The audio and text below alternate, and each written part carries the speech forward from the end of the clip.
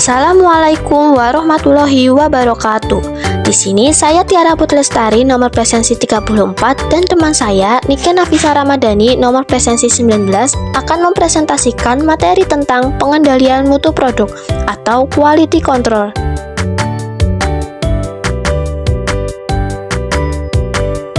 Pengendalian mutu produk. Mengendalikan mutu produk merupakan upaya menjaga kepercayaan konsumen terhadap produk dan produsen. Mutu produk yang sesuai dengan spesifikasi dan kualitas ketika pertama kali dibuat akan mendorong konsumen melakukan pembelian berulang, bahkan merekomendasikan produk tersebut kepada orang lain.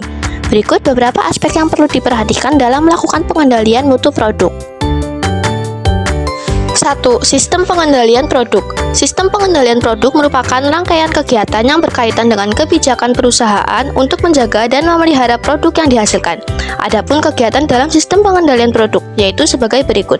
A. Pengendalian persediaan dan pengadaan bahan. B. Pengendalian proses produksi. C. Pengendalian tenaga kerja. 2. Standar kualitas produk. Untuk menjaga kepercayaan konsumen terhadap produk, kualitas produk harus selalu dijaga. Salah satu hal yang dapat dilakukan adalah membuat standar kualitas produk serta kewajiban untuk mentaatinya. A. Tujuan. Tujuan adanya standar kualitas produk antara lain sebagai berikut. 1. Menjembatani kepentingan konsumen dan produsen. 2. Melancarkan pergerakan arus barang dan jasa dalam perdagangan. 3. Meminimalkan hambatan dalam kegiatan operasional produksi dan pemasaran. B. Jenis. Berikut beberapa jenis standar yang dapat diterapkan. 1. International Organization for Standardization. Standar yang ditetapkan ISO dapat menjamin kualitas, keamanan, dan fungsi sebuah produk. 2. Standar Nasional Indonesia. Fungsi penerapan standar nasional Indonesia terhadap produk sama dengan penerapan standar ISO, yaitu meningkatkan kepercayaan konsumen terhadap perusahaan. Syarat perumusan standar mutu. Syarat perumusan standar mutu berdasarkan WTO Code of Good Practice atau perumusan SNI adalah sebagai berikut. 1. Keterbukaan atau openness. 2. Transparansi atau transparency. 3. Konsensus dan tidak memihak atau consensus and impartiality. 4. Efektif dan relevan atau effectiveness and relevance. 5. Coherent atau coherence. 6. Berdimensi pembangunan atau development dimension. 7. Mutu baku atau standar quality. Yang ketiga, pengendalian kualitas produk. Menurut Kusmana, standar dan kualitas produk adalah dua hal yang berkaitan dan dapat saling mempengaruhi. Untuk itu, diperlukan upaya pengendalian untuk memastikan bahwa kualitas produk sesuai dengan standar yang berlaku.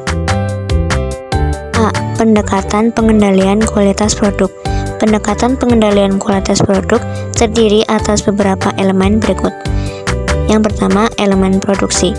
Kedua, komposisi produksi. Ketiga, elemen lunak. Keempat, kontrol produksi. B. Pertimbangan standar kualitas produk. Standar mutu produk menurut Fauzia ditentukan dengan mempertimbangkan beberapa hal sebagai berikut. Yang pertama, kualitas produk pesaing. Yang kedua, manfaat akhir produk yang dihasilkan. Yang ketiga, kesesuaian harga jual dengan kemampuan konsumen sasaran. Dan yang keempat, kerutinan kontrol kualitas produk. Yang keempat, kinerja sistem produksi. Teknik mengukur keberhasilan kinerja sistem produksi dapat dilakukan berdasarkan 4 perspektif. A. Perspektif finansial. Perspektif finansial memandang keberhasilan sistem produksi berdasarkan hitungan biaya produksi, harga jual, dan keuntungan. Yang selanjutnya dapat ditentukan kondisi perusahaan apakah dalam tahap bertumbuh, berjalan, atau berkembang. B. Perspektif pelanggan. Perspektif pelanggan dilakukan dengan mengidentifikasi kondisi pelanggan dan segmen pasar. Yang selanjutnya digunakan untuk menentukan strategi bersaing dengan para kompetitor. C. Perspektif proses internal bisnis. Perusahaan melakukan pengukuran terhadap semua aktivitas perusahaan pada semua lini, mulai dari tenaga kerja hingga jajaran manajerial. D. Perspektif pertumbuhan dan pembelajaran.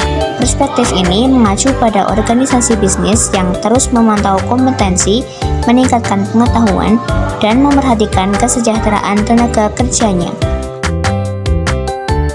Yang kelima yaitu pendekatan quality control atau QC. Pengendalian kualitas adalah upaya mencegah terjadinya penyimpangan dalam proses produksi, dengan tujuan lain memperbaiki kesalahan yang timbul pada proses produksi sebelumnya. Umumnya dilakukan melalui 3 cara. A. Pendekatan masukan atau input.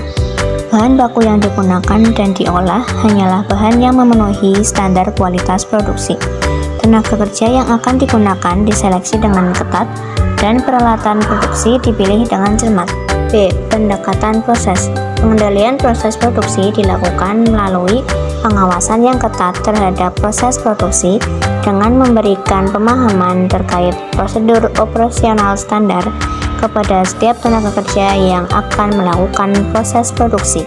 C. Pendekatan hasil atau output. Pendekatan hasil dilakukan dengan mengamati kesesuaian produk akhir dengan standar yang telah ditetapkan.